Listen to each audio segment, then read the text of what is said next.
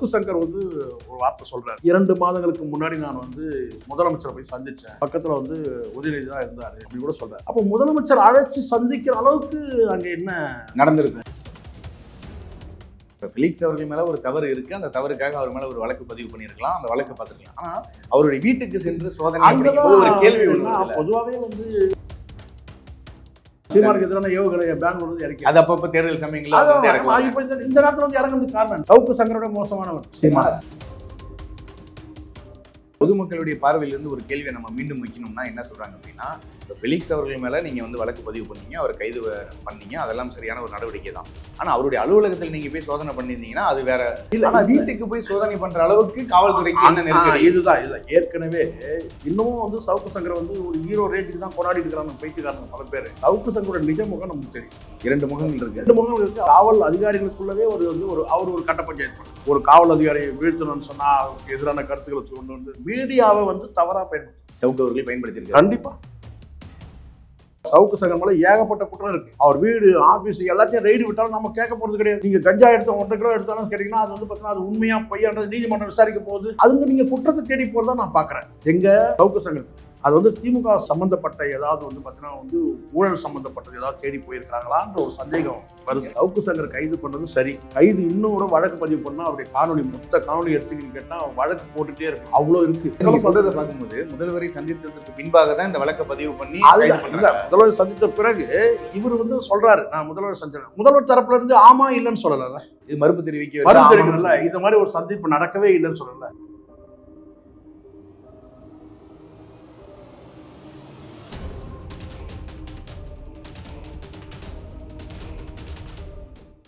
தாய் தமிழ் உறவுகள் அனைவருக்கும் வணக்கம். நான் உங்கள் அம்சத். நிறைய வலைவலிகளில் தமிழ் தேசியத்திற்கு ஆதரவாக நான் பேசியிருப்பேன், நீங்கள் பார்த்துருக்கலாம். தமிழ் தேசிய இனத்தினுடைய எழுச்சிக்காகவும் மீட்சிக்காகவும் தமிழ் தேசியத்துக்கென்று ஒரு ஊடக வலிமை வேண்டும் என்று பல ஆண்டுகளாக நம்ம பேசிகிட்டு இருக்கோம். இன்றைக்கி தமிழ் தேசியத்திற்காக நிறைய ஊடகங்கள் வந்திருந்தாலும் அந்த வகையில் மீடியா ஒன் தமிழும் இணைஞ்சிருக்கு. தொடர்ச்சியாக தமிழ் தேசிய களத்தில் நம்ம மீடியா ஒன் தமிழ் நமக்கான ஒரு ஊடகமாக இது பயணிக்கும்ங்கிறதுல நான் தெரிவிச்சுக்கிறேன். தமிழ் தேசிய ஊடகமாக இங்கே செயல்படுவது மிகப்பெரிய ஒரு சவாலான ஒரு விடயம் தான். அந்த சவாலை வந்து எதிர்கொண்டு தான் நீச்சல் அடிச்சிட்ருக்கோம். அந்த வகையில் மிகப்பெரிய ஒரு சிக்கல் என்ன அப்படின்னா பொருளாதார சிக்கல். நமக்கு பல்வேறு சிக்கல்கள் இருந்தாலும் இந்த பொருளாதாரங்கிற ஒரு சிக்கலும் நம்மோடு சேர்ந்துருது. மீடியா ஒன் தமிழ் சேனலுடைய அடுத்த கட்ட நகர்வுக்கு உங்களால் முடிஞ்ச நிதி உதவியை நீங்கள் அழிச்சு மீடியா ஒன் தமிழுடைய வளர்ச்சிக்காக உதவுங்க அப்படின்னு கேட்டுக்கிறேன். அக்கௌண்ட் நம்பர் மற்றும் ஜிபே நம்பரை நான் கீழே கொடுத்துருக்கேன். உங்களால் முடிஞ்ச உதவியை நீங்கள் அழிச்சிங்கன்னா மீடியா ஒன் தமிழ் அடுத்த கட்ட நகர்வை நோக்கி பயணிக்கும். மற்றும் நம்ம சேனலை வந்து சப்ஸ்கிரைப் பண்ணுங்கள், மற்ற உறவுகளுக்கு நம்ம சேனலை ஷேர் பண்ணுங்கள். தொடர்ந்து தமிழ் தேசியத்தில் பயணிப்போம், தமிழ் தேசியத்தை வென்றெடுப்போம். மீடியா ஒன் தமிழ் நேயர்கள் அனைவருக்கும் அன்பு வணக்கம். இன்றைய நேர்காணலில் நம் சிறப்பு விருந்தினராக நம்முடைய இணைந்திருப்பவர் பத்திரிகையாளர் சேகுவரா அவர்கள் நம்முடைய இணைந்திருக்கிறார். அவரிடம் கேட்பதற்கு நிறைய கேள்விகள் இருக்கின்றன. முதல் நிகழ்ச்சிக்குள்ள அவர் இருப்போம். சார் வணக்கம். வணக்கம். சமீபத்தில் சவுக்கு சங்கர் அவர்களுடைய கைது பெரிய அளவில் பேசப்பட்டது. அதற்கு நிறைய பத்திரிகையாளர்கள், ஊடகவியலாளர்கள் யாருமே வந்து கண்டன குரல்கள் எழுப்பலை. என்ன காரணம் அப்படின்னா சவுக்கு சங்கர் அவர்கள் மேலே நிறைய தவறுகள் இருக்குது அப்படிங்கிற பட்சத்தில் குரல்கள் எழுப்பப்படலை. ஆனால் ஃபெலிக்ஸ் அவர்களுடைய கைது என்பது இதுவரைக்கும் யாருமே வாய் திறந்து பேசலை. எந்த ஒரு ஊடகவியலாளர்களும் இதற்கு வந்து ஒரு கண்டன குரல் தெரிவிக்கல. அது மட்டும் இல்லாமல் ஃபெலிக்ஸ் அவர்களுடைய வீட்டிற்கு சென்று காவல்துறையினர் வந்து சோதனை, அதையும் நம்ம பார்த்துருப்போம். அவருடைய மனைவி கூட சொல்லியிருந்தாங்க, நீ உங்களை வீட்டுக்குள்ளே விடுறதுக்கு எனக்கு பயமா இருக்குது, நீங்கள் எதாவது வச்சுட்டு போயிட்டீங்கன்னா என்ன பண்ணுறது அப்படிங்கிற மாதிரி பேசியிருந்த காணொலிகள் நம்ம பார்த்தோம். இந்த சம்பவத்தை எப்படி பார்க்குறீங்க? இல்லை, எனக்கு 2 கைதையும் நான் வேறு மாதிரி தான் பார்க்குறேன். காணொலி, சர்ச்சைக்குரிய காணொலி, அதில் வந்து இவர் வந்து பேசுகிற ஒரு குற்றம் தான், டிஸ்க்ளைமர் படி பேசுகிற ஒரு குற்றம் தான். கொஞ்சம் கூடுதல் பொறுப்போடு அதை வந்து இவர் எடிட் பண்ணியிருக்கலாம். எடிட் பண்ணியிருக்கணும். நல்லா தெரியுது. உயர் போலீஸ் அதிகாரியை வந்து சட்டம் ஒழுங்கை நிர்வகிக்கக்கூடிய தமிழ்நாட்டோட ஒரு முதன்மை அதிகாரியை வந்து ஒரு தரக்குறைவாக பேசும்போது அது கண்டிப்பாக பண்ணிடணும். அவர் வந்து அதை மிஸ் பண்ணிட்டார். சரி, அதுக்கு பிறகாவது என்னன்னு கேட்டால் சவுக்கு சங்கர் கைது பண்ண பிறகாவது அந்த சம்மந்தப்பட்ட காணொலி டெலீட் பண்ணிட்டு ஒரு வருத்தம் தெரிவிச்சிருந்தாலும் கூட முடிஞ்சிருக்குன்னு நான் நினைக்கிறேன். ஆனால் அது கடந்து ஒரு ஏபி போனதும் சரி, அதுக்கப்புறம் ஏபிக்கு போன பிறகு நீதிமன்றமும் ஒரு கருத்து தெரிவிக்குது. அப்பயாவது இவர் வந்து என்ன செஞ்சிருக்கணும், தவறை உணர்ந்து அது வந்து இது குற்றம் இல்லை, தவறு தான். இவர் சவுக்கு செய்தது வந்து சவுக்கு சங்கர் பேசுனது குற்றம். அது பேசும்போதே ஒரு மறுப்பு தெரிவிச்சிருக்கலாம், அதை விட்டார். அடுத்தடுத்து ஈகோ டச் மாதிரி ஆயிடுச்சு. காவல்துறையாக இருக்கட்டும், அது ஆளும் தமிழ்நாடு அரசு வந்தோம் ஈகோ டச் பண்ணுற மாதிரி ஆயிடுச்சு. அப்போது அடுத்த கட்டமாக இவர் வந்து நீதிமன்றம் வந்து ஒரு கருத்து சொன்ன பிறகும் இவர் அடுத்தது என்னன்னா கருத்து தான் நாளைக்கு தீர்ப்பாகவும் வரப்போகுதுன்னு வச்சுக்கோங்களேன். அப்படி இருக்கும்போது நீங்கள் அது நீதிமன்றம் சொன்ன கருத்துக்கு வந்து மதிப்பளித்து அதை டெலீட் பண்ணிட்டு ஒரு வருத்தம் தெரிவிச்சிருக்கலாம்னு நான் நினைக்கிறேன். ஆனால் அது கடந்து இவர் என்ன சொல்றாரு, ஆல் இண்டியா பார் கவுன்சிலில் வந்து மனு கொடுக்க போயிட்டார். ஒரு நீயா நானான்ற அந்த அந்த போர்க்குணத்தோட அவர் போயிட்டாருன்னு நான் நினைக்கிறேன். சரி, அதுக்கப்புறம் போயிட்டாரு. அப்புறம் இவங்க கைது பண்ணி கொண்டு வந்தாங்க. கைது பண்ணி கொண்டு வந்து கூட மேஜிஸ்ட்ரேட் முன்னாடி வச்சு இவங்க வந்து ரிமாண்ட் பண்ணியிருக்க முடியும். ஆனால் அதை வந்து ஒரு காட்சிப்படுத்தின விதம், ஒரு கைது நடவடிக்கை, அது வந்து பெண் காவலர்கள் வந்து அவங்களுடைய வந்து அவர் முறையீடையும் வந்து பார்த்தீங்கன்னா ஓப்பன் கோர்ட்டில் சொல்றதுக்கான வாய்ப்பு இருக்கு. பாதிக்கப்பட்டவங்க யார் வேணாலும் சொல்லலாம். அதுவும் குறிப்பாக காவல்துறை சம்பந்தப்பட்டவங்க, காவல்துறை சார்ந்தவங்களுக்கு சங்கம் எதுவும் இல்லை. இன்னைக்கு தமிழ்நாடு கவர்மெண்ட் அஃபிஷியல்ஸ் யூனியன் இருக்கு, தமிழ்நாடு கவர்மெண்ட் எம்ப்ளாயிஸ் அசோசியேஷன் இருக்கு, எல்லாருக்கும் இவங்கெல்லாம் இருக்கு. எல்லா காவல்துறைக்கு மட்டும் இல்ல, காவல்துறைக்கு வந்து சங்கம் கிடையாது. அப்போ அவங்க பாதிப்பு வந்து பார்த்தீங்கன்னா நேரடியாக வந்து நீதிபதி கிட்ட முறையிடலாம். அப்படின்னு அந்த மாதிரி ஒரு முறையீடு செஞ்சிருக்கிறாங்க. ஃபெலிக்ஸ் அவர்கள் மேல ஒரு தவறு இருக்கு, அந்த தவறுக்காக அவர் மேல ஒரு வழக்கு பதிவு பண்ணியிருக்கலாம், அந்த வழக்கு பார்த்துருக்கலாம். ஆனா அவருடைய வீட்டுக்கு சென்று சோதனை அப்படிங்கும்போது ஒரு கேள்வி ஒண்ணு வருது. பொதுவாகவே வந்து இங்க எல்லாருக்கும் வந்து பார்த்தீங்கன்னா ஒரு பார்வை இருக்கு. ஒரு என்ன சொன்னா வந்து ஒரு காக்கா செத்து போனா வந்து பார்த்தீங்கன்னா ஒரு 10 காக்கா வந்து கத்திக்கிட்டு இருக்கும், நீங்க பார்த்துருப்பீங்க கரையும். அந்த மாதிரி இருக்குன்னா ஒரு குறிப்பிட்ட ஒரு வந்து ஒரு பத்திரிகையாளர் முறையில் வந்து கேட்டா எல்லா பத்திரிகையாளருக்கும் இந்த அனுதாபம் இருக்கு. யார் மேல? ஃபெலிக்ஸ் மேல இருக்கு. ஆனா வாய் திறக்கல. ஆனா வாய் திறக்க அதான் இப்போ என்னன்னு கேட்டீங்கன்னா, இவர் போய் சேர்ந்த இடம் ஃபெலிக்ஸ் செய்தது தவறுன்னு தெரியுது, எல்லாருக்குமே தெரியுது. இதை வந்து பார்த்தீங்கன்னா சார் யார் வந்து இங்கே ஒரு விஷயம் சொல்கிறேன் அமைச்சர். இப்போ என் வீட்டில் ஒரு 4 கல் ஒருத்த விடுறான், ஒரு குடியாரம் வந்து விடுறான்னா நம்ம யார்கிட்ட போகிறோம்? போலீஸ் ஸ்டேஷன் தான் போகிறோம். இதே ரெட்பிக்ஸில் ஒரு 4 கல் வருது, ஃபெலிக்ஸ் யார்கிட்ட போவார்? அப்போ நம்ம வந்து நமக்கு தேவையான பாதுகாப்பு இருக்கிறவங்களையே நாம பொத்தாம் பொதுவாக பேசணும் தான் சிக்கல். இப்போ அதுக்காக காவல்துறையினர் தப்பு பண்ணாங்களா சொல்லவே கூடாதான்னு கிடையாது, சொல்லலாம். ஆனால் ஒரு பொது கருத்தா கொண்டு வைக்கக்கூடாது. ஒரு இவங்கெல்லாம் இப்படிதான், ஒட்டுமொத்தமா இந்த பெண் காவல் உதவி ஆய்வாளர்களே இப்படிதான் அப்படின்னு நீங்க சொன்னீங்கன்னா நமக்கான பாதுகாப்பு வளையத்தை நாமளே உடைக்கிறோம்ல. அதுதான் நடந்துச்சு. அப்படி இருக்கும்போது நீங்க என்னதான் பத்திரிகையாளராக இருந்தாலும் கூட பார்த்தீங்கன்னா நீங்க என்ன செய்த தவறு என்னன்னு பார்க்கறது தான் பத்திரிகையாளருடைய வேலை. பத்திரிகையாளரே தவறு செய்தாலும் அதை பார்க்கறது தான் எங்களுடைய வேலை. இங்கே பத்திரிகையாளர்களே 2 பிரிவு ஆயிட்டாங்க அன்பார்ச்சுனேட்லி. என்னன்னு கேட்டீங்கன்னா, ஒரு காலகட்டத்தில் இருந்த பத்திரிகையாளர்கள் வந்து இப்போ வேற. இப்போ எல்லாமே வந்து பார்த்தீங்கன்னா வந்து கிளியராக சொல்றாங்க, என்னை விட சில பேர் இன்னும் அதிகமாகவே சொல்றாங்க. இங்கே வந்து பார்த்தீங்கன்னா வன்முறை பாதையை அல்லது வந்து பார்த்தீங்கன்னா வந்து முறைகேடுகளை ஊக்குவிக்க அல்லது முறைகேடுகளை பயன்படுத்தி வந்து பணம் சம்பாதிக்கிற அந்த ஒரு டீம் உருவாயிடுச்சு. முன்னாடியெல்லாம் பத்திரிகைலாம் தொடங்கினாக்கா வந்து பார்த்தீங்கன்னா நஷ்டமாயிடு, ஊற்றி மூடிடுவாங்க. பல வந்து ஊடகங்கள் வந்து பார்த்தீங்கன்னா ஊற்றி மூடின கதையெல்லாம் இருக்கு. ஆனால் இவங்க உண்மையிலே இங்கே ஊடகங்களுக்கு பார்த்தீங்கன்னா பல சங்கங்கள் இருக்கு. அந்த பல சங்கங்கள் வந்து பிரிஞ்சு போய் இவங்க என்னெல்லாம் பண்றாங்க, எல்லா பஞ்சாயத்துக்கும் போகக்கூடிய அளவுக்கு தான் இந்த ஊடகங்களே இன்னைக்கு இருக்கு. ஊடக சங்கங்களே இருக்கு. பல பஞ்சாயத்துக்கு ஊடக சங்கங்கள் போகுது. இதை என்ன சொல்றதுக்கு எந்த தயக்கமும் இல்லை. தப்பு யார் செய்யணும் தப்பு தான். நீங்க சொல்றீங்க இல்லையா, பத்திரிகையாளர் வந்து பார்த்தீங்கன்னா ஒரு மனக்குழப்பம் இருக்கு, மனக்காயம் கூட இருக்குதான். ஆனால் இங்க பத்திரிகையாளர் சங்கங்களே வந்து பார்த்தீங்கன்னா கட்ட பஞ்சாயத்தில் ஈடுபடுற பத்திரிகையாளர் சங்கங்கள்லாம் இருக்கு. கட்ட பஞ்சாயத்தில் ஈடுபடுற. ஆமா ஆமா, நான் குறிப்பிட்டு நான் வந்து இப்போ பேரை சொல்லணுன்ற எனக்கு வந்து இந்த பயமும் அச்சம்லாம் கிடையாது. இருக்கு, பல சங்கங்கள் இருக்கு, பத்திரிகையாளர் சங்கம் தான். ஆனா அவங்க என்ன வேலை செஞ்சுட்டு இருக்காங்க, என்ன பத்திரிகை வெளியிடுறாங்க இருக்கு. நம்ம மறுக்கலாம் முடியாது. யார் செய்யும் தப்பு தானே சார். யார் செய்து தப்பு தானே சொல்றோமா இல்லையா? காவல்துறை வந்து பார்த்தீங்கன்னா கஞ்சா வழக்கு போட்டால் அது பொய் வழக்கு நம்ம சொல்லக்கூடிய நாம சங்கமும் பத்திரிகையாளர் சங்கமும் வந்து பார்த்தீங்கன்னா பல கட்ட பஞ்சாயத்தில் ஈடுபடுறது உண்மை.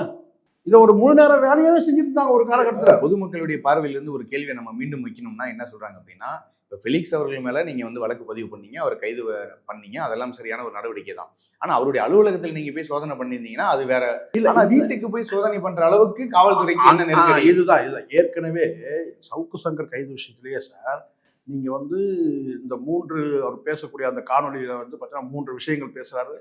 அது வரைக்கும் வந்து பார்த்தீங்கன்னா மக்கள் வந்து பார்த்தீங்கன்னா பெரிய அளவோட ஆதரவு இருந்துச்சு காவல்துறைக்கு. அதை கடந்து இந்த கஞ்சா வழக்குன்னு போகும்போது பார்த்தீங்கன்னா அது வந்து மக்கள் வந்து பார்த்தீங்கன்னா ஏற்றுக்கல. இன்னமும் வந்து சவுக்கு சங்கரை வந்து ஒரு ஹீரோ ரேஞ்சுக்கு தான் கொண்டாடிட்டு இருக்கிறாங்க பைத்தியக்காரங்க பல பேர். நம்ம அதுக்குள்ள போல. சவுக்கு சங்கரோட நிஜ முகம் நமக்கு தெரியும், சரிங்களா? அப்புறம் நம்ம உணர்றோம் என்னன்னு கேட்டா. ஆனால் அதுக்காகவே நீங்க ஒரு புட்டப் கேஸ் போறீங்க, பொய் கேஸ் போறீங்கன்னு சொன்னா அதை வந்து நமக்கு வந்து ஆதரிக்க முடியாது. ஏன்னா இப்ப கடந்த காலங்களில் சவுக்கு சங்கர் அவர்களே காவல்துறைக்கு ஆதரவாக பேசியவர் தான். சவுக்கு சங்கரோடைக்கு 2 முகங்கள் இருக்கு. 2 முகங்கள் இருக்கு. அவர் அதிகாரிகள், காவல் அதிகாரிகளுக்குள்ளவே அவர் ஒரு கட்ட பஞ்சாயத்து பண்ணார். இதான் உண்மை. கிட்டத்தட்ட ஒரு காவல் அதிகாரியை வீழ்த்தணும்னு சொன்னா அவருக்கு எதிரான கருத்துக்களை கொண்டு வந்து மீடியாவை வந்து தவறா பயன்படுத்தும். சவுக்கு அவர்களை பயன்படுத்தியிருக்காரு. கண்டிப்பா இந்த டிஜிட்டல் மீடியா வந்து பார்த்தீங்கன்னா தவறா பயன்படுத்துற விளைவு தான் இது. நீங்க அவருக்கு எதிரான ஆவணங்கள் வந்து பார்த்தீங்கன்னா அங்கே அலுவலகங்கள் வந்து எடுத்து அதை வெளியிடுறது, ஒரு அதிகாரியை தூக்குறது, ஒரு அதிகாரியை இறக்கி அடிக்கிறது, இப்படி நம்ம பல விஷயங்கள் வந்து பண்ணது உண்மை. ஆனால் அதற்காகவே வந்து பார்த்தீங்கன்னா வந்து காவல்துறை வந்து ஒரு பொய் வழக்கு போட்டாலும் நம்ம அதை பொய்ன்னு தான் நம்ம சொல்றோம்.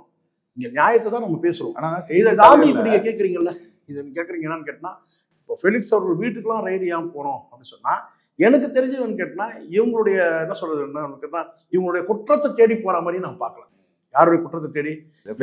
குற்றத்தை தேடி போல. சவுக்கு சங்கர் மேல ஏகப்பட்ட குற்றம் இருக்கு. அவர் வீடு, ஆபீஸ் எல்லாத்தையும் ரைடு விட்டாலும் நம்ம கேட்க போறது கிடையாது. நீங்க கஞ்சா எடுத்த 1.5 கிலோ எடுத்தாலும் கேட்டீங்கன்னா அது வந்து பார்த்தீங்கன்னா அது உண்மையா பொய்யான்றது நீதிமன்றம் விசாரிக்க போகுது. அதுங்க நீங்க குற்றத்தை தேடி போறதா நான் பார்க்குறேன். எங்க சவுக்கு சங்கர். பட் ஃபெலிக்ஸை வந்து பார்த்தீங்கன்னா ஒரு பத்திரிகையாளர். பத்திரிகையாளர்ன்றதுனாலே வந்து பார்த்தீங்கன்னா எப்படிப்பட்ட பத்திரிகையாளர் நமக்கு தெரியும். சரிங்களா? நீங்க சொல்லலாம் என்னன்னு கேட்டா ஒரு குறிப்பிட்ட ஒரு விஷயத்துல கள்ளக்குறிச்சி விஷயத்துல வந்து பார்த்தீங்கன்னா வந்து அந்த மாணவி மரண விஷயத்துல வந்து இவர் வந்து சாதகமா நடந்துக்கிட்டாரு. சரி, அப்படியே நீங்க வந்து பார்த்தீங்கன்னா ஒரு கட்டிங் கமிஷன் வாங்குற மாதிரி நம்ம எடுத்துப்போமே. ஒரு கட்டிங் வாங்கக்கூடிய ஒரு ஊடகவியாளர் தான் ஃபெலிக்ஸ் அப்படின்னு கூட நீங்க எதை தேடி போவீங்க? பணத்தை தான் தேடி போவீங்க. நீங்க வந்து இவ்வளவு கோடிக்கணக்கில் பணம் இருக்கா அப்படின்னு சொல்லி நீங்க தேடி போவீங்க. கோடிக்கணக்கில் பணம் இருந்தா இதெல்லாம் வச்சுட்டு வீட்டில் வச்சுட்டு இவர் வந்து பார்த்தீங்கன்னா வந்து தன்னை கைது செய்வாங்கன்னு நல்லா தெரியும். தெரிஞ்சது வீட்டில் வச்சிருப்பாரா? வீட்டில் வச்சிருப்பாரு அப்படிங்கிற ஒரு கேள்வி இருக்குல்ல. இல்ல வேற ஏதாவது ஆவணங்களை தேடி போயிருக்காங்க. அதுதான் நான் கேட்டேன்னா அது கூட அந்த ஆவணங்கள் கூட பார்த்தீங்கன்னா இவங்களுடைய குற்ற ஆவணங்கள் தேடி போன மாதிரி தெரியும். யாருடைய குற்ற ஆவணங்களை தேடி போன? ஃபெலிக்ஸோட குற்ற ஆவணங்கள் தேடி போனீங்கன்னா நீங்க அலுவலகத்துல போலாம், ஒரே நேரமும் தெரியும்ல. அடுத்த காலத்து ஈடி எப்படிலாம் ரைடு ஆச்சு. ஆனால் இது கேட்டா வேற ஏதோ ஒரு விஷயத்த தேடி போறாங்க. அது வந்து திமுக வந்து சம்பந்தப்பட்ட ஏதாவது வந்து பார்த்தீங்கன்னா வந்து ஊழல் சம்பந்தப்பட்டது ஏதாவது தேடி போயிருக்காங்களான்ற ஒரு சந்தேகம் வருது. பொதுமக்களே அதான் பொதுமக்கள் கேட்கறாங்க. இப்போ என்னன்னு கேட்டா இவங்க எதை தான் தேடி போறாங்க? சாதாரண ஊடகங்களே இப்ப கேட்க ஆரம்பிச்சான்னு கேட்டா இவங்க என்ன தேடி போறாங்க? ஏன்னா நீங்க வழக்கு பதிவு பண்ணது எது? இந்த 3 குற்றங்கள். சவுக்கு சங்கர் பேசுறேன் அந்த 30 நிமிஷம் காணொலி. அது சம்பந்தமா நீங்க வந்து தேடி போனா கூட அவங்க டெலிட் பண்ணவே இல்லை, இன்னும் அப்படியே தான் இருக்கு. இல்ல டெலிட் பண்ணா கூட நீங்க ஹார்ட் டிஸ்க் வேணும் அது வேணும்னு சொல்லி கேட்டு போயிருக்கலாம். நீங்க வந்து பணத்தை தேடி போயிருந்தீங்கன்னா நிச்சயமா தெரியும் அங்க பணம் வந்து இருக்க போறதுக்கான வாய்ப்பே இல்லை. ஜாஃபர் சாதிக் இருக்காரு, அவர் ஒரு குற்றச்செயல்ல ஈடுபட்டு இருக்காரு அப்படின்னா அவருடைய வீட்டுக்கு நீங்க தேடி போறதுல எந்த விதமான தவறும் இருக்கு. இது வந்து என்னன்னா ஒண்ணுமே இல்லையே. இது வந்து ஒரு ஒரு 30 நிமிஷம் காணொலி. அதில் அவர் தொடர்புடைய அவர் செய்தது குற்றம் கிடையாது, பிழை, எரர். அதை அப்லோட் பண்ணிருக்கூடாது, டெலிட் பண்ணிருக்கணும். அப்படி இருக்கும்போது வந்து என்னன்னா நீங்க அது வந்து நீங்க ஒரு சர்ச் வாரண்ட் வாங்கிட்டு நீங்க வீட்டுல போய் தேடக்கூடிய அளவுக்கு அப்ப வேற ஏதோ தேடுறீங்கன்னு ஆயிடுது. ஏதோ ஒரு ஆவணத்தை தேடி வேற ஏதோ பாதிப்பு ஏற்படுத்தக்கூடிய ஏதோ ஒரு பாதகம். அது ஏன்னா இப்போ இவருக்கு பாதகம் ஏற்படுத்தக்கூடிய ஆவணம்னா நீங்க வந்து பாத்தீங்கன்னா இந்த மாதிரி வந்து போகணும்னு அவசியமே கிடையாது. அவங்க மனைவியே சொல்றாங்களே நீங்க வீட்டுக்குள்ள வராதீங்க, எதையாவது வச்சுட்டு போனீங்கன்னா நான் எப்படி வந்து அவங்களுக்குள்ள தனி வந்து அவங்க சொல்ல முடியாது சார். ஒரு ரெய்டு போகுது சர்ச் வாரண்ட் போயிட்டு இருக்கும்போது பாத்தீங்கன்னா வந்து நீங்க வீட்டுக்குள்ள வராதிங்கலாம் சொல்ல முடியாது. சில பேர் சொல்லுவாங்க பூட்ஸ் காலோட வராதிங்க, பூஜாரியில வராதிங்க. இதெல்லாம் காவல்துறை பார்க்காது. அவங்களுடைய வேலையை அவங்க செய்வாங்க. சரிங்களா? அதை தாண்டி வந்து பாத்தீங்கன்னா நீங்க வந்து அவங்களுக்கு உத்தரவு இடத்துல நீங்க வரமாட்டீங்க. சர்ச் வாரண்ட் வாங்கிட்டாலே நீங்க வந்து ரெக்வஸ்ட் பண்ற இடத்துல உத்தரவு இடத்துல நீங்க வரமாட்டாங்க. ஃபேமிலி மெம்பர்ஸ் வரமாட்டாங்க. இவங்க ரைடு பண்ணி இவங்க தேடிட்டு போறாங்க பாத்தீங்களா? அது இவங்களுடைய குற்றத்தை தேடி போறாங்களா அல்லது இவங்களுடைய வந்து ஆளும் தரப்புல ஏதாவது ஆவணங்கள் அவர்கிட்ட சிக்கிடுச்சு அதை தேடி போறாங்களான்னு ஒண்ணு இருக்குல்ல. இல்ல இதுல குறிப்பா ஒரு விஷயத்தை நம்ம பார்க்கணும்னா சவுக்கு சங்கர் அவர்கள் சொல்றாரு நான் வந்து கோவை சிறையிலேயே கொல்லப்படலாம் அப்படின்னு காவல்துறையினர் அழைச்சிட்டு வரும்போது சொல்றாரு. இன்னொரு புறம் ஊடகவியலாளர் ஃபிளெக்ஸ் அவர்கள் வந்து அழைச்சிட்டு வரும்போது சொல்றாரு எனக்கு ஏற்பட்ட நிலை தான் நாளைக்கு மற்ற ஊடகவியலாளர்களும் இல்ல சார். அது நீங்க ரெண்டுத்தையும் வேற மாதிரி பார்க்கணும். சவுக்கு சங்கர் சொன்னதெல்லாம் வந்து பார்த்தீங்கன்னா சவுக்கு சங்கர் வந்து சொன்னது எல்லாம் வந்து பார்த்தீங்கன்னா நீங்க உண்மையா நீங்க வேதமானா நீங்க எடுத்துக்க முடியாது. நீங்க ப்ராக்டிக்கலா ஒரு விஷயத்தை யோசிச்சு பாருங்க. இப்போ அவருக்கு என்ன சிக்கல்? அங்க செந்தில் குமார்ன்ற ஒரு அதிகாரி இருக்கிறாரு, அதுதான் அவருக்கு சிக்கல். இப்போ வந்து சவுக்கு சங்கர் கோயம்புத்தூர்ல சிறையில வச்சிருக்கிறாங்க. இப்போ அவருக்கு வந்து ஒரு ஆதரவான அதிகாரியோ அல்லது ஒரு சாதாரண ஒரு அதிகாரி அவருக்கு ஆதரவும் இல்லை எதிர்ப்பும் இல்லை ஒரு அதிகாரியை போடுறாங்கன்னு வச்சுங்களேன், அவரை கேஷுவலாக ஹேண்டில் பண்ணுற மாதிரி ஒரு சூழ்நிலை ஆகிடும். அது பண்ணலாம். ஆனால் அதே வந்து பார்த்தீங்கன்னா சவுக்கு சங்கருக்கு ஒரு வந்து ஆகாத ஒருத்தர் அங்கே இருந்தார் கேட்டால் இன்னும் அவர் வந்து பார்த்தீங்கன்னா உன்னிப்பாக இருப்பார். எந்த வந்து கருணை காட்டுவார். ஏன்னா வந்து செல்போன் பயன்படுத்தலாம். இப்போ கொஞ்சம் லூஸா விட்டாச்சுன்னா அவருக்கு வந்து கைபேசி பயன்படுத்தலாம் அல்லது வேற ஏதேனும் வந்து பார்த்தீங்கன்னா அங்கே இருக்கிற தகவல் பரிமாற்றங்கள் வந்து பார்த்தீங்கன்னா அங்கே இருக்கிற வந்து கைதிகள் மூலமாக கூட தகவல் பரிமாற்றம். அப்போ வந்து முழு நேர கண்காணிப்புன்னும் போது பார்த்தீங்கன்னா சரியான கண்காணிப்பு இருக்கும். அப்போ யாருக்குன்னா சவுக்கு சங்கருக்கு ஆகாத ஒரு அதிகாரியை போட்டு அப்படி கூட இருக்கலாம்னு நான் சொல்றேன். இப்போ ஆகாத அதிகாரி போட்டோம்னா அடிக்கிறதுக்காக போட்டாங்கன்னு சொல்ல முடியாது. சவுக்கு சங்கர் வெறும் கிளாஸ்லேயே ஆத்துறவர். சரிங்களா? வெறும் கிளாஸ்லேயே ஆமாமா வெறும் கிளாஸ்லேயே ஆத்துறவர் தான். சரிங்களா? ஆத்தி இருக்கிறவங்களெல்லாம் வந்து பார்த்தீங்கன்னா வந்து சிக்கலை உருவாக்குற நபர் தான் அவர்.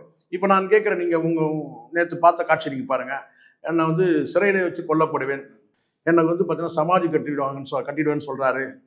இதெல்லாம் வந்து நீங்க கத்த வேண்டிய அவசியமே இல்லை. இதெல்லாம் அவர் சொல்லும்போது நீங்க பார்க்கும்போது ஒரு மனு எழுதி சிறைத்துறை ஐஜி கிட்டே நீங்க ஒரு மனுவை எழுதி கொடுத்தாலே அது போய் எங்க போய் சேருமோ அங்க போய் சேர்ந்துடும். இல்ல, இதெல்லாம் பார்க்கும்போது ராம்குமாருடைய கொலை வழக்குல வந்து சவுக்கு சங்கர் அவர்கள் சொன்னது தானே ஞாபகத்துக்கு வருது. ராம்குமாரே போய் உயர கடிச்சிட்டாரு. நானே அதான் சொன்னேன், இவர் அது மட்டுமா சார் சொன்னாரு? அந்த ஸ்ரீமதி குழந்தை விஷயத்துல எவ்வளவு பேசுறாரு சார். கட்டா வந்து அந்த பள்ளியோட முதல்வர் அறையில வந்து பீரோல காண்டம் இருந்து கட்டா காண்டம் கேட்டான், வச்சிருந்தா என்ன தப்புன்னு கேட்டவர். சவுக்கு சங்கர் வந்து நீங்க ஒரு நியாயவாதின்னு சொல்லியோ, அது நீங்க வந்து ஒரு பெரிய ஒரு ஊடக நேர்மையாளர் அப்படி ஏற்க முடியாது. சவுக்கு சங்கர் கைது பண்ணது சரி, கைது இன்னும் கூட வழக்கு பதிவு பண்ணா அவருடைய மொத்த காணொலி எடுத்துக்கின்னு கேட்டா வழக்கு போட்டுட்டே இருக்கலாம், அவ்வளோ இருக்கு.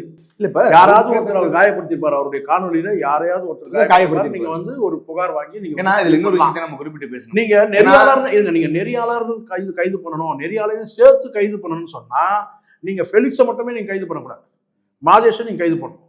இன்னும் நீங்க பல பேர் இருக்கிறாங்க, அப்ப சரியா வருமா? டிஸ்க்ளைமர் போட்டுறாங்க. சவுக்கு சங்கர் யாருக்கெல்லாம் நேர்காணல் கொடுத்தாங்களோ அவங்க எல்லாரையும் கைது பண்ணணும். டிஸ்க்ளைமர் போட்டுறாங்க. டிஸ்க்ளைமர் போட்டாலே வந்து பார்த்தீங்கன்னா அது பேசுறது தான் பொறுப்புன்னு ஆயிடுது. ஆனால் இருந்தாலும் இந்த ஒரு காணொலியில, இந்த அரை மணி நேர காணொலியில ஆமோதிக்கிற மாதிரி ஒரு செய்கை காட்டுறாரு. யாரு? ஃபெலிக்ஸ். ஆமாமா கண்டிப்பா அப்படின்றாரு. அது தேவையில்லை. ரெண்டாவது உறவு முறை வந்து தோழர், நண்பர், மாமா, மைத்துனர்லாம் வந்து நெறியாளர் பேசக்கூடாது. நான் நேர்மையா பேசிட்டு இருக்கிறேன் உங்ககிட்ட. இங்க வந்து நீங்க நெறியாளர், பேட்டி கொடுக்குற கெஸ்ட், அவ்வளவுதான்.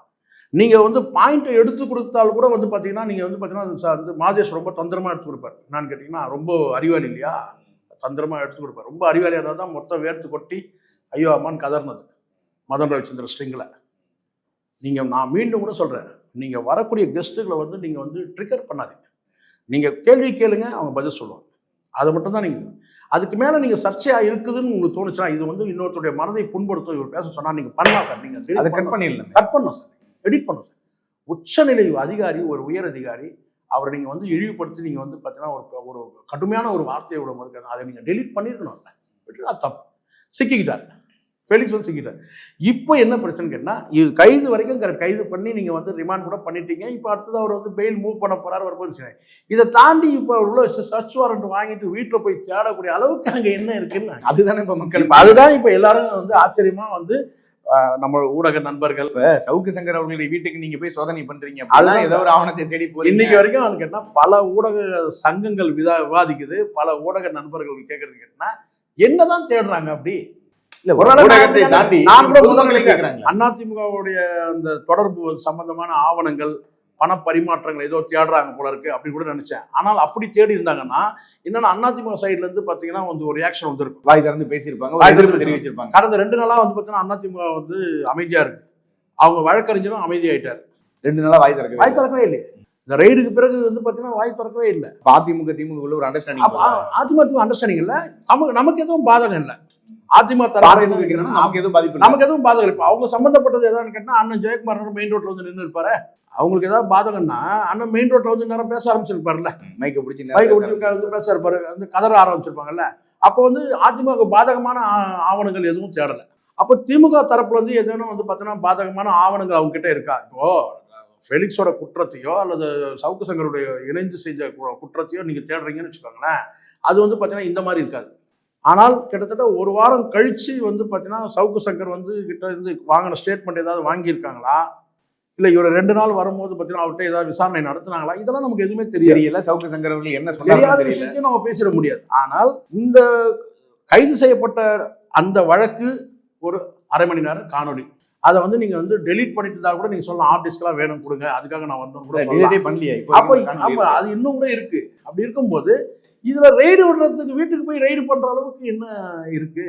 அப்ப இவங்க தேடி போறது என்ன தேடி போறாங்க? இல்ல இப்ப காவல்துறை வந்து முதல்வருடைய நேரடி கட்டுப்பாட்டுல தான் இருக்குன்னு சொல்றாங்க. அப்ப காவல்துறை நேரடியாக வீட்டுக்கு போய் ரெய்டு பண்றாங்கன்னா முதல்வருடைய உத்தரவுல இருக்குமான்னு ஒரு கேள்வி. இல்ல சார், இது வந்து சில நேரங்கள்ல வந்து ஒரு வழக்கு சம்பந்தமா இருக்கும்போது அது நீங்க சொல்ற மாதிரி உண்மையிலேயே திமுகவுடைய பலரும் பேச ஆரம்பிச்சிருக்கிறாங்க. என்னன்னு கேட்டீங்கன்னா திமுகவோட புள்ளிகள் வந்து சவுக்கு சங்கரோட நேரடி தொடர்பில் இருந்தவங்க அல்லது வந்து பார்த்தீங்கன்னா வந்து மாபியாக்கள் மூலமாக தொடர்பில் இருந்தவங்க இதெல்லாம் வந்து கண்டுபிடிக்கிறாங்க. கரிகாலன் அவர்கள் கூட வந்து அது மாதிரி சந்திச்சுட்டு போறாரு. இவங்க சொல்கிறானுங்களே இந்த சாட்டை துரைமுருகன் அவங்கெல்லாம் சொல்கிறான்ல, என்னென்ன பேர் சொல்கிறாங்க, கரிகாலன், மணல் ராமச்சந்திரன், ஏதோ பல பேர் சொல்கிறாங்க.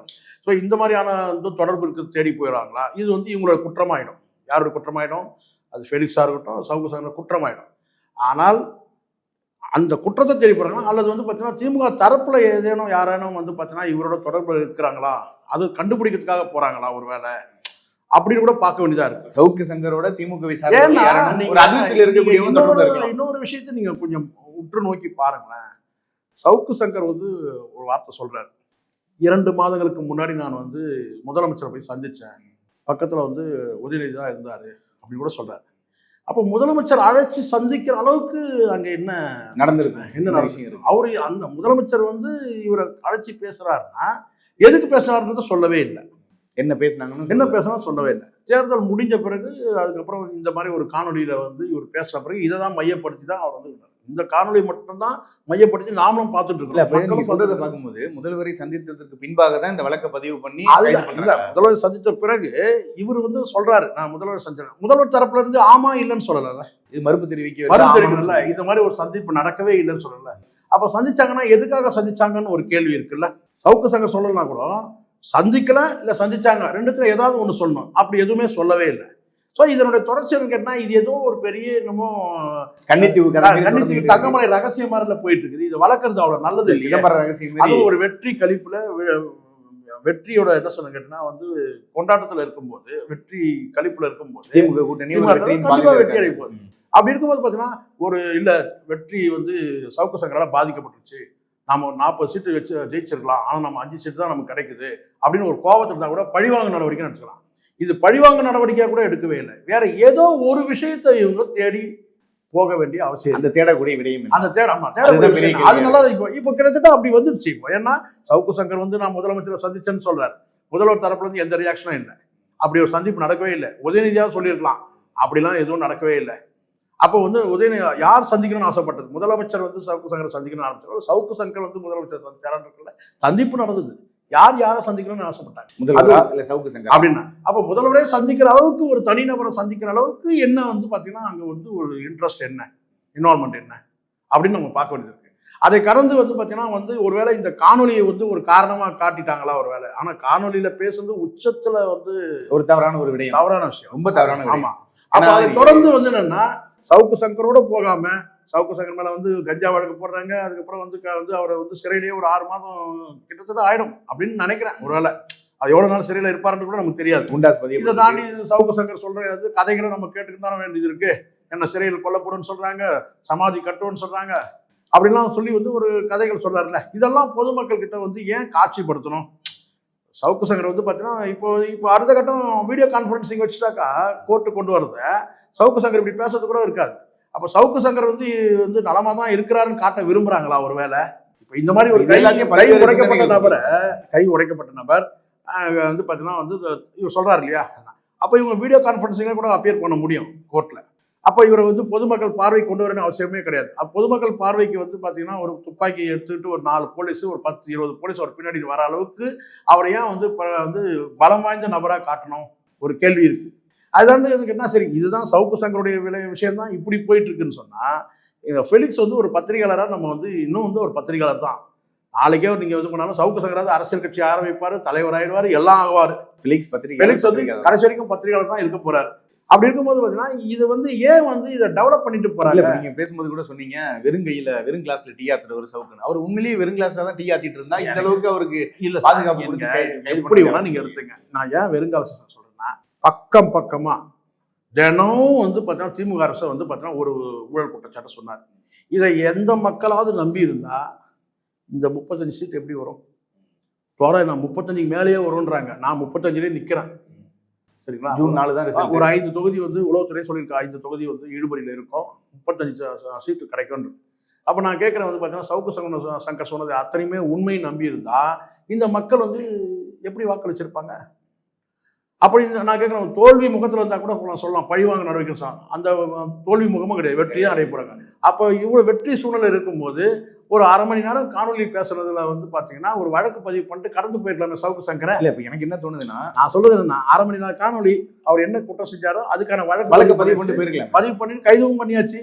ஒரு வாரம் பெயில வரப்போது மறுபடியும் அவன் கத்திட்டு இருக்க போறான். கத்திட்டு போட்டோம், போயிருக்கலாமே. அப்ப எதுக்கு கஞ்சா வழக்கு போடணும், அதை தொடர்ந்து ரெய்டு எதுக்கு விடணும்? இதை தாண்டி அவர் கூட துணையா இருக்கிற, அவரு துணைன்னு கூட சொல்ல முடியாது, அவர் அந்த காணொலியை வெளியிட்ட ஒரு பத்திரிகையாளர் மேல ஏன் வந்து இவ்வளவு வந்து பாத்தீங்கன்னா வந்து பேட்டி எடுத்த ஒரு ஊடக அவரும் வீட்டுக்கு ரெய்டு போனோம். ஏதோ இடிக்குது, ஏதோ இடிக்குது. பொறுத்து இருந்து பார்ப்போம் என்னதான் உண்மை. ஏதோ வேற ஏதோ இப்ப அவங்க குற்றத்தை தேடி போறாங்களா அல்லது இவங்க ரகசியங்கள் தேடி போறாங்களான்னு ஒரு சந்தேகம் இருக்கு. முதலமைச்சர் பொறுத்து இதுல இன்னொரு விஷயம் நீங்க கவனிக்கணும். முதலமைச்சருக்கு பத்திரிகையாளர் மத்தியில் ஒரு நல்ல பேர் இருக்கு. அவர் வந்து இந்த ஊடகம் அந்த கொரோனா பீரியட்ல வந்து 5000 ரூபாய் கொடுத்தாரு. அதில் வந்து பத்திரிகையாளர் ஒரு வாரியம்னு ஒன்று அமைச்சார். இதெல்லாம் வந்து அவர் மேலே ஒரு பாசிட்டிவான ஒரு பார்வை இருக்கு. இப்போ ஃபெலிக்ஸை கைது பண்ணும்போது பார்த்தீங்கன்னா ஃபெலிக்ஸ் சொல்லக்கூடிய அந்த வார்த்தை இதெல்லாம் வந்து பார்த்தீங்கன்னா பத்திரிகையாளர் வந்து ஒரு அதிருப்தி உருவாகிருக்கு. இந்த அதிருப்தியை வந்து முதலமைச்சர் விரும்ப மாட்டாரே, உதயநிதியும் விரும்ப மாட்டார். உதயநிதிக்கு இன்னும் வளர்ச்சி இருக்கு. பத்திரிகையாளர்களை பகிர்ச்சிக்கிறதுக்கு யாரும் உதயநிதிக்கும் வந்து பார்த்தீங்கன்னா அடுத்த கட்ட வளர்ச்சி ஒன்று இருக்கு. திமுகவுக்கு வந்து பார்த்தீங்கன்னா அடுத்த கட்டமாக வந்து சட்டமன்ற தேர்தல் நோக்கி நகரணும். இந்த மாதிரியான ஒரு சூழ்நிலையில வந்து பார்த்தீங்கன்னா ஏன் வந்து இந்த மாதிரியான ஒரு எதிர்ப்பை வந்து எடுத்துக்கணும்? சம்பாதிக்கணும். இப்போ நீங்க பாருங்க, சீமான் வந்து ஒரு ஆதரவான குரல் கொடுக்குறாரு.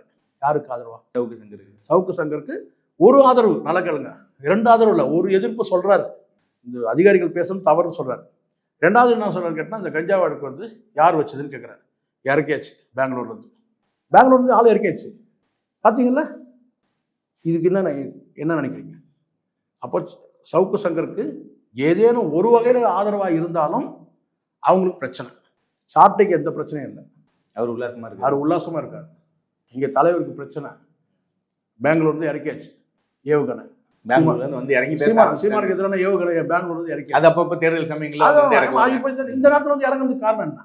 சவுக்கு சங்கரோட மோசமானவர். ஏன்னா சவுக்கு சங்கர் அவர்களுக்கு ஆதரவாக திரு சீமான் அவர்கள் அறிக்கை வெளியிட்டதுக்கு பின்பாக பெங்களூர்ல இருந்து ஆளை இறக்கி விட்டு இப்படி பேச சொல்றாங்க. இதுதான் நடக்குது. நான் என்ன கேட்கிறேன்னா, இவ்வளவு நாள் பேசாத அந்த பெண் இப்ப திடீர்னு இப்ப எதுக்கு பேசுறாங்க? அது ஒண்ணு.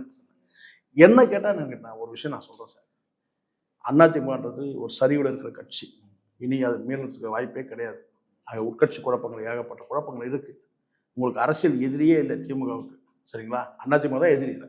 இப்போ அடுத்த கட்டமாக யாருக்குன்னா, விஜய் அரசியலுக்கு வராரு. சீமான் வந்து அரசியலில் வந்து அவர் இன்னும் நிறைய வேலைகள் செய்ய வருது. விஜய் ஒரு நாளில் நடக்கிற விஷயங்கள் இன்னும் நிறைய வந்து, அதுபோல் சீமான் வந்து பார்த்தீங்கன்னா இந்த தேர்தலில் எவ்வளோ வாக்கு சதவீதம் வாங்குறாரு அதெல்லாம் பார்த்து இவங்களும் நகரணும்.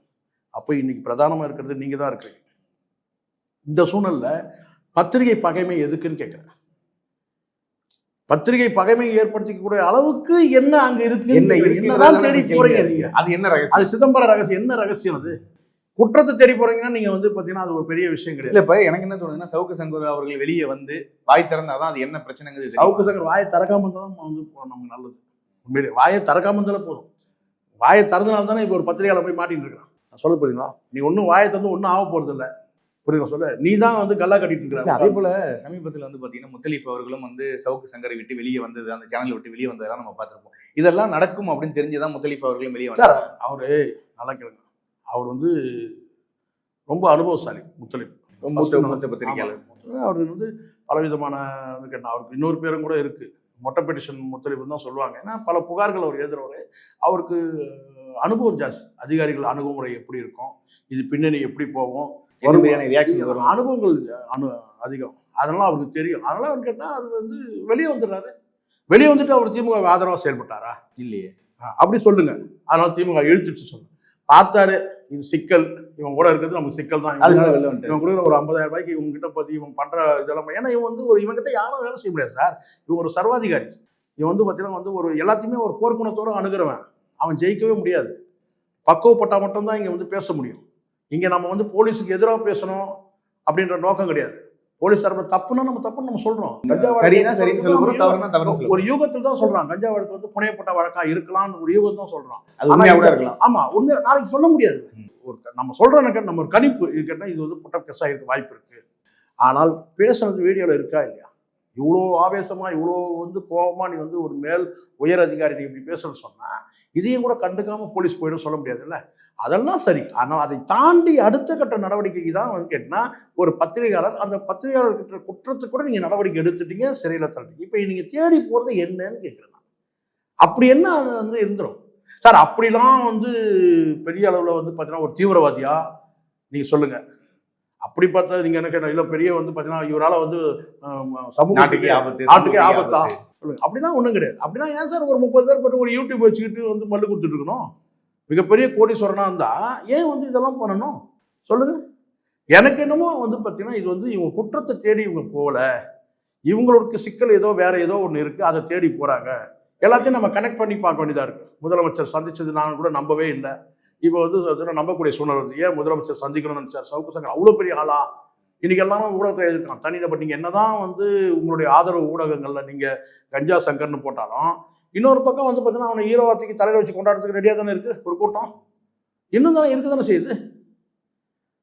இங்க ரெண்டு தரப்பான மக்கள் இருக்கிறாங்க, பகுத்து பார்க்கறவங்களும் இருக்கிறாங்க. அவர் செய்தது தவறு தாங்க, குற்றங்க, அவர் பேசுறது குற்றம் தாங்க. அவர் செய்தது தவறே இல்லைன்னு ஆனா சொல்லக்கூடியவர்களும் இருக்காங்க. இன்னொரு கூட்டம் இருக்கு தூக்கி தலையில அதான் அவர் வச்சு. செய்தது தவறே இல்லைன்னு சொல்லக்கூடிய கூட்டமும் இருக்கு. இப்ப திமுக எதிர்ப்பு ஆட்கள் எதிர்ப்பாளர்கள் இருக்காங்கல்ல, சர்வ கட்சியா இருக்கட்டும், அவங்கெல்லாம் ஒரு பக்கம் வந்து ஆதரவளிக்கிற மாதிரி ஆயிடுச்சு. சவுக்கு ஆதரவளிக்கிறாங்க. பார்க்குறோம் என்னமோ.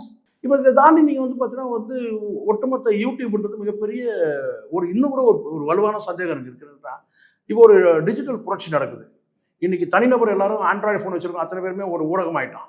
ஒட்டுமொத்தமாக வந்து யூடியூப் வந்து பார்த்தீங்கன்னா வந்து பார்வையே வந்து இவங்க மேலே திரும்புது. எதிராக ரொம்ப எச்சரிக்கையோடு பார்க்கணும்.